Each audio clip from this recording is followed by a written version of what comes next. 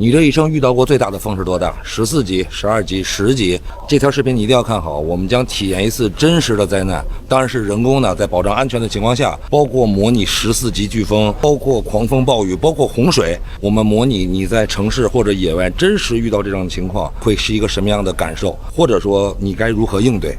警报声，警报声！这个时候大风就来了，我们体验一下。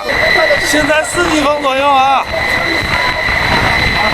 还行吧，还可以，还行，现在还可以。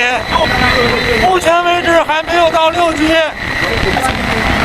现在是8级风啊，8级风。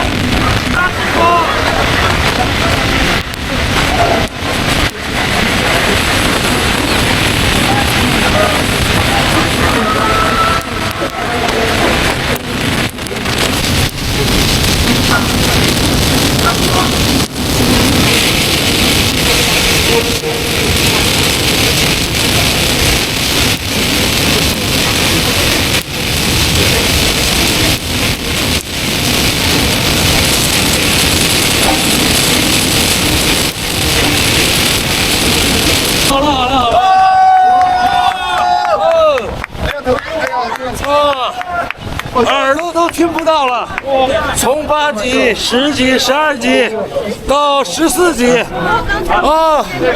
喘不上气了。我给你们看看，很多人的装备已经掉到水里了，吹的。有一天你正在旅游，突然间台风来了，这个时候不光是你，可能还有你家的小朋友，这个时候是一种什么样的体验？接下来的场景我将模拟，让你感受一下。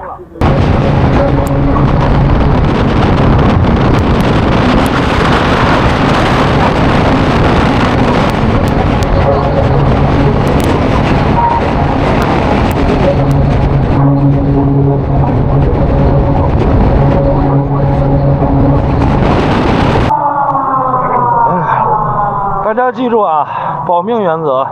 当你遇到这样的天气的时候，不管你手里拿的什么，一定是在下风口。这个东西一定是要在下风口。如果你实在抓不住了，就撒手就撇它，就扔掉它就可以了。